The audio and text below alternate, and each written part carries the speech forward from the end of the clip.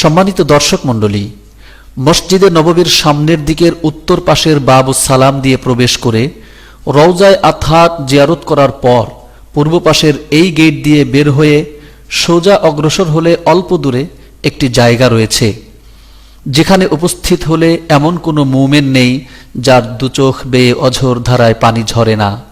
হ্যাঁ দর্শক শ্রোতা, জান্নাতুল বাকির কথাই বলছি, যা নবীজি সাল্লাল্লাহু আলাইহি ওয়াসাল্লামের নিজ হাতে প্রতিষ্ঠিত কবরস্থান বাকিউল গরকাদ বা জান্নাতুল বাকি। এখানে আসলেই মনে পড়ে যায় সেই সব মুহাজির সাহাবায়ে কেরামের কথা, যারা ইসলামের জন্য স্ত্রী পুত্র ছেলে মেয়ে বাড়িঘর ধন সম্পদ সবকিছু মক্কায় রেখে হিজরত করে এসেছিলেন মদিনায়, যাদের অনেকেই ঘুমিয়ে আছেন এই জান্নাতুল বাকিতে। মনে পড়ে যায় মদিনার সেই সব আনসারী সাহাবীদের কথা, যারা নিজেদের ঘরবাড়ি ধন সম্পদ সন্তান সন্ততি পর্যন্ত বন্টন করে দিয়েছিলেন মুহাজিরদের জন্য। এমনকি একাধিক স্ত্রী থাকলে একজন রেখে অন্যদেরকে তালাক দিয়ে মুহাজির ভাইদের জন্য সুযোগ করে দিয়েছিলেন, যাতে তারা বিয়ে করে সংসারী হতে পারেন, যাতে কিছুটা হলেও প্রশমিত হয় মক্কায় রেখে আসা সন্তান সন্ততির বিয়োগ ব্যথা। নিজেদের খাবার তুলে দিয়েছিলেন মুহাজির ভাইদের মুখে। সেই কঠিন আত্মত্যাগী আনসারী সাহাবিগণ এই জান্নাতুল বাকিতেই আজ ঘুমিয়ে আছেন, যাদের সেই সীমাহীন ত্যাগ স্বীকারের ফলেই আমরা ইসলামের মতো মহা দৌলত পেয়েছি, হতে পেরেছি মুসলমান। এছাড়াও এই জান্নাতুল বাকিতে ঘুমিয়ে আছেন হুজুর আকরাম সাল্লাল্লাহু আলাইহি ওয়াসাল্লামের কলিজার টুকরা চারজন কন্যা সন্তান ফাতিমা, রুকাইয়া, উম্মে কুলসুম, জাইনাব এবং ছোট্ট ছেলে ইব্রাহিম রিদওয়ানুল্লাহি আলাইহিম আজমাইন। হযরত আয়েশা রাদিয়াল্লাহু আনহা সহ হুজুরের 9 জন স্ত্রী এই জান্নাতুল বাকির পবিত্র ভূমিতে ঘুমিয়ে আছেন। এখানে ঘুমিয়ে আছেন নবীজি সাল্লাল্লাহু আলাইহি ওয়াসাল্লামের প্রিয় দৌহিত্র হযরত হাসান বিন আলী রাদিয়াল্লাহু আনহুমা। প্রায় 10,000 সাহাবী এই জান্নাতের বাগানে ঘুমিয়ে আছেন। এছাড়াও জয়নাল আবেদিন, ইমাম মালিক, ইমাম নাফে আল মাদানী, ইমাম জাফর সাদেক সহ অসংখ্য মুত্তাকি পরহেজগার আল্লাহর ওয়ালিগণ এখানে শুয়ে আছেন রাহিমাহুমুল্লাহু আলাইহিম আজমাইন। এই কবরস্থান প্রতিদিন ফজরের পর এবং আসরের পর খুলে দেয়া হয়, 1-1.5 ঘন্টা পর আবার বন্ধ করে দেয়া হয়। এ সময়গুলোতে হাজার হাজার মানুষ জিয়ারত করে থাকে।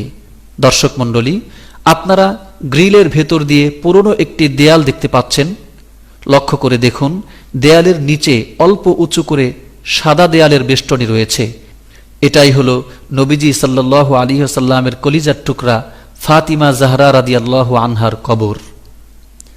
নবীজি সাল্লাল্লাহু আলাইহি ওয়াসাল্লামের ইন্তেকালের পর প্রায় 6টি মাস তিনি পিতার বিরহে শোকাহত হয়ে বড় কাতর অবস্থায় সময় পার করেছেন। কারণ পিতাজিকে ঘিরে নানা বেদনাদায়ক স্মৃতির দগদগে ক্ষতের যন্ত্রণা কোনোভাবেই ভুলতে পারছিলেন না তিনি। নবুয়তের প্রায় সূচনা থেকেই নবীজি সাল্লাল্লাহু আলাইহি ওয়াসাল্লামের প্রতিটি দুঃখ কষ্টের উপাখ্যান ফাতিমার চোখের সামনেই ছিল। তাই সেই স্নেহশীল পিতাকে হারিয়ে তিনি কোনোভাবেই স্বস্তি পাচ্ছিলেন না। শেষ বিদায়ের সময় নবীজি সাল্লাল্লাহু আলাইহি ওয়াসাল্লাম তাকে সান্ত্বনা দিয়ে বলেছিলেন, ফাতিমা, আমার আত্মীয়দের মাঝে তুমি সর্বপ্রথম আমার সাক্ষাৎ পাবে। তাই ফাতিমা রাদিয়াল্লাহু আনহা সেই অপেক্ষায় যেন প্রহর গুনছিলেন। অবশেষে 6 মাস 18 দিন পর ফাতেমারও ইন্তেকাল হয়ে যায় এবং এই জায়গাতে তাকে দাফন করা হয়। তিনি হলেন সাইয়্যিদাতুন নিসা বা জান্নাতের নারীদের সর্দার। জান্নাতুল বাকির গেটের বাইরে দাঁড়িয়েও সবসময় এভাবে জিয়ারত করতে থাকে অসংখ্য জিয়ারতকারীগণ। পৃথিবী জুড়ে ওই সবুজ প্রকৃতিতে ছোট্ট যে পিলারের মতো দেখা যাচ্ছে, এটা হলো হুজুর সাল্লাল্লাহু আলাইহি ওয়াসাল্লামের ফুফু হযরত সুফিয়া, এবং তারপরে পড়ে থাকা যে পিলারটি রয়েছে সেটি হলো তার আরেক ফুফু আতেকা রাদিয়াল্লাহু আনহুমার কবরের চিহ্ন। জুড়ে ওই সবুজ প্রকৃতিতে এই জায়গাতেও বেশ কিছু দাঁড়ানো পাথর দেখা যাচ্ছে। এগুলো ইমাম মালিক, ইমাম নাফে আল মাদানী এবং ইমাম জাফর সাদিক সহ প্রভৃতি মহামনীষীগণের কবর রহিমাহুমুল্লাহ আলাইহিম আজমাইন। পৃথিবী জুড়ে ওই সবুজ প্রকৃতিতে দেখি তব ছবি হে রাসূল। এই জায়গার মাঝে বেশ কিছু কবরের চিহ্ন দেখা যাচ্ছে।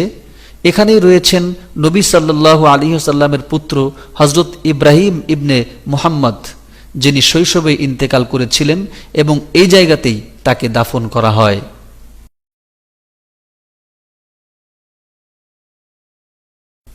ঐতিহাসিক তথ্য মতে জঙ্গে হাররা নামে একটি যুদ্ধ হয়েছিল মদিনায়। এতে বেশ কিছু সাহাবী এবং তাবেঈন শহীদ হয়েছিলেন। সেই সব শুহাদায়ে হাররাকে এই জায়গাতে দাফন করা হয়েছিল, পুরনো দেয়ালের বেষ্টনীর মাঝে। বয়ে চলা বাতাসে শুনি তব নাম হে রাসূল।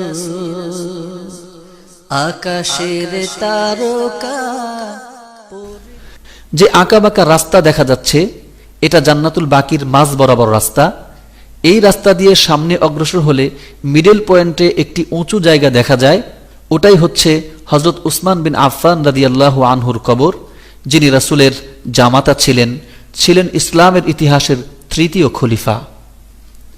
হযরত উসমান রাদিয়াল্লাহু আনহুকে দুষ্কৃতিকারীরা শহীদ করে দেওয়ার পর তারা জান্নাতুল বাকির দখলও নিয়ে নেয়। ফলে উসমান রাদিয়াল্লাহু আনহুকে জান্নাতুল বাকিতে কবর দেয়া সম্ভব হয়নি। বাধ্য হয়েই উসমান রাদিয়াল্লাহু আনহুর ক্রয় করা নিজস্ব বাগানের এই জায়গাতে তাকে দাফন করা হয়। অবশ্য পরবর্তীতে সে বাগান ও কবরসহ জান্নাতুল বাকির অন্তর্ভুক্ত হয়ে যায়। পৃথিবী জুড়ে ওই সবুজ প্রকৃতিতে দেখি তব ছবি হে রাসূল। দর্শক মণ্ডলী, অনেকগুলি দাঁড়ানো পাথরের মাঝে দেয়াল ঘেরা যে কবরটি দেখা যাচ্ছে, সেটি হুজুর সাল্লাল্লাহু আলাইহি ওয়াসাল্লামের দুধমা হালিমা সাদিয়া রাদিয়াল্লাহু আনহার কবর। সম্মানিত দর্শক শ্রোতা, নবী, ওলি, বাদশাহ, ফকির যেই হন না কেন, সকলেরই সর্বশেষ ঠিকানা চার দেয়ালে ঘেরা ৩.৫ হাত মাটির বিছানা। মহান আল্লাহ তাআলা বলেন, আইনামা তাকুনু ইউদ্রিককুমুল মাউতু ওয়ালাউ কুনতুম ফি বুরুজিম মুশাইয়াদা। হে মানুষ, তোমরা যত নিরাপদ জায়গায় আশ্রয় নাও না কেন, মৃত্যু তোমাদেরকে ধরবেই। কুল ইয়াতাওয়াফাকুম মালাকুল মাউতিল্লাযী উক্কিলা বিকুম সুম্মা ইলা রাব্বিকুম তুরজাউন। তোমাদের জান কবজের দায়িত্বে নিয়োজিত ফেরেশতা তোমাদের জান কবজ করে মৃত্যু ঘটাবেন, অতঃপর তোমরা তোমাদের রবের নিকট ফিরে যাবে। আসুন আমরা মৃত্যুর কথা স্মরণ রাখি, মৃত্যুর জন্য প্রস্তুতি গ্রহণ করি। এক সাহাবী এসে নবীজি সাল্লাল্লাহু আলাইহি ওয়াসাল্লামকে বললেন, ইয়া রাসূলুল্লাহি মান আকিয়াসুন নাস ওয়া মান আহজামুন নাস। হে আল্লাহর রাসূল, পৃথিবীতে সবচেয়ে বুদ্ধিমান ও জ্ঞানী কে? রাসূল সাল্লাল্লাহু আলাইহি ওয়াসাল্লাম বললেন, আকসারুহুম যিকরান লিল মাউত ওয়া আকসারুহুম ইস্তি'দাদা উলাইকা হুমুল আকিয়াস যাহাবু বিশারাফিদ দুনিয়া ওয়া কারামাতিল আখিরা। যারা বেশি বেশি মৃত্যুকে স্মরণে রাখার সাথে সাথে মৃত্যুর জন্য খুব ভালোভাবে সর্বদা প্রস্তুত থাকে, তারাই মূলত জ্ঞানী, তারাই বুদ্ধিমান। তারা দুনিয়া থেকে সম্মানের সাথে বিদায় গ্রহণ করবে, আখিরাতেও তারা মর্যাদাপ্রাপ্ত হবে।